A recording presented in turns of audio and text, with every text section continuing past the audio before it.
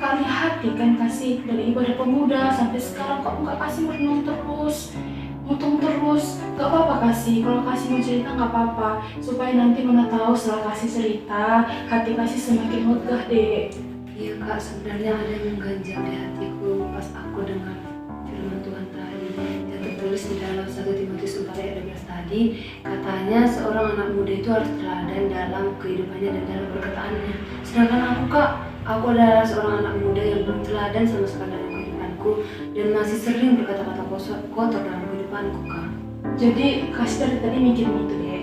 Iya kak, menurut kakak masih pantas kak aku masih menerima keselamatan dari Tuhan? Kenapa nggak pantas kasih? Kasih kok Alkitab nggak? Enggak kak. Ayo coba kita baca Roma 3 ayat 23 yuk. 3 ayat 23 ya.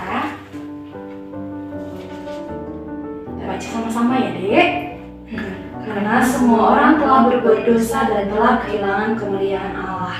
Nah, kasih telah berbuat dosa, kakak juga telah berbuat dosa. Semua kita yang ada di dunia ini pasti telah berbuat dosa.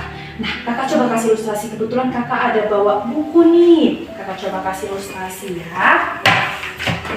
Nah, kasih di sini adalah posisi kita manusia yang berdosa, seperti tadi yang terdapat di dalam Roma 3:23 yang berfirman, karena semua orang telah berbuat dosa dan telah kehilangan kemuliaan Allah. Dan di sini adalah posisi Allah yang kudus, seperti yang terdapat dalam 1 Petrus 1 ayat 16 yang berfirman, kuduslah kamu sebab aku kudus. Nah, kasih posisi manusia yang berdosa ini dan Allah yang kudus ini mengalami keterpisahan karena segala kejahatan dan dosa-dosa manusia.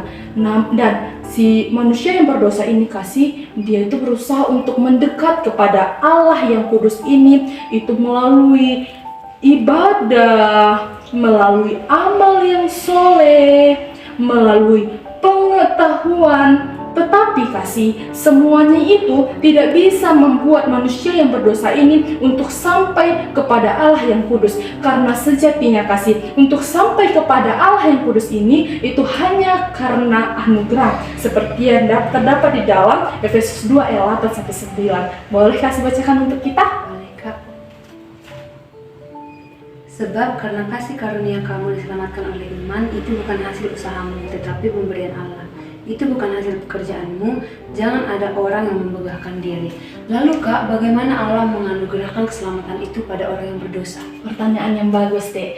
Allah menganugerahkan keselamatan itu kepada orang yang berdosa itu melalui anaknya Tuhan Yesus Kristus yang mati di kayu salib, seperti yang terdapat di dalam Yohanes 3 ayat 16 yang berfirman, karena begitu besar kasih Allah akan dunia ini sehingga ia rela mengaruniakan anaknya yang tunggal supaya setiap orang yang percaya kepadanya tidak binasa melainkan beroleh kehidupan yang kekal. Dan juga yang terdapat di dalam Yohanes 14 ayat 6 yang berfirman, akulah jalan kebenaran dan hidup, tidak ada seorang pun yang datang kepada Bapa kalau tidak melalui aku. Nah jadi adik, nggak ada yang bisa, manusia yang berdosa ini tidak ada yang bisa yang sampai kepada Bapa kalau tidak melalui Yesus Kristus.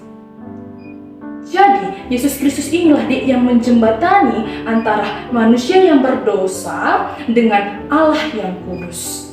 Nah, ketika kita sudah percaya dan menerima Tuhan Yesus di dalam kehidupan kita, maka status kita akan berubah seperti yang terdapat dalam Yohanes 5 ayat 24 yang berfirman, siapa yang percaya kepada perkataanku dan juga percaya kepada Dia yang mengutus aku, ia akan memperoleh kehidupan yang kekal dan tidak turut dihukum. Ia akan berpindah status dari dalam maut ke dalam hidup. Jadi ketika kita percaya dan menerima Tuhan Yesus dalam kehidupan kita, maka status kita yang tadinya di dalam maut ini akan berpindah ke dalam hidup yang kekal. Lalu kak, apa yang kulakukan agar menerima keselamatan dari Tuhan? Nah, coba kita baca Wahyu 3 ayat 20 yuk. Yuk, Wahyu 3 ayat 20 ya.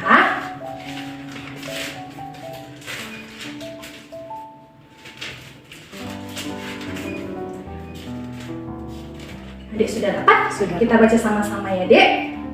Lihat, aku berdiri di muka pintu dan mengetok. Jikalau ada orang yang mendengar suaraku dan dan membukakan pintu, aku akan masuk mendapatkannya, dan aku akan makan bersama-sama dengan dia, dan dia bersama-sama dengan aku.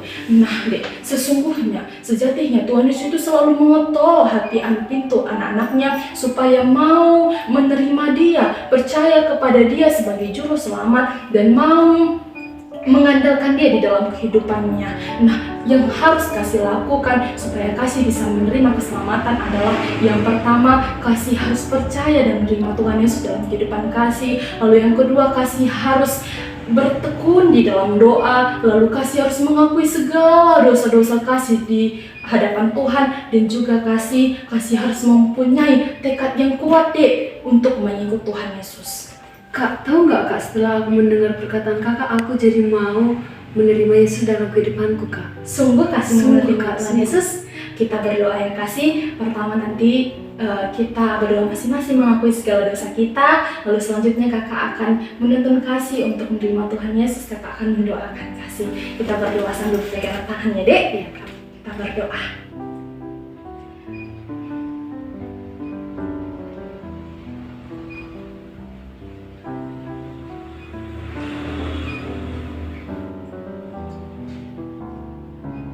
Tuhan Yesus yang baik, terima kasih Tuhan pada hari ini, pada hari yang indah ini Tuhan masih mempertemukan hamba dengan adik hamba kasih Kuliah Siregar. Tuhan tahu apa pergumulan adik kasih Tuhan, bahwa sebelumnya dia tidak percaya akan keselamatan, bahwa sebelumnya dia bergumul dengan dosa. Tuhan ampuni segala dosa-dosa adik hamba kasih Kuliah Siregar.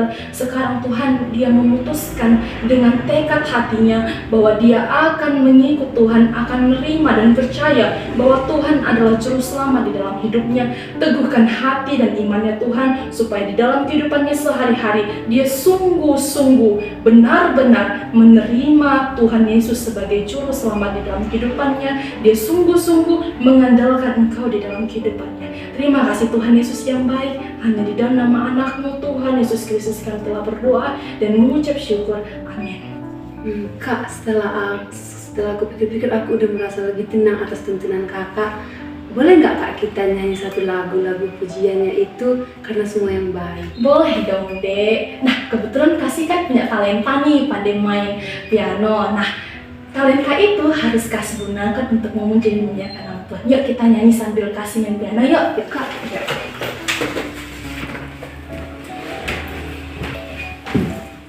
Kita sama-sama nyanyi ya Kak? Iya dek.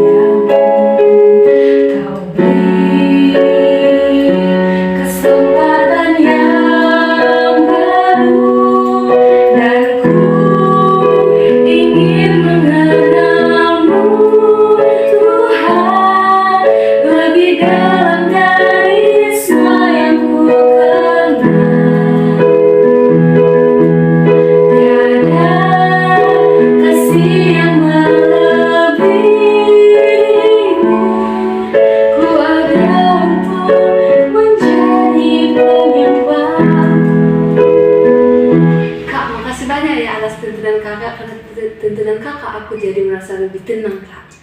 Sama-sama adik. Selamat lahir baru ya dek. Teguhkan imanmu di dalam Tuhan Yesus Kristus.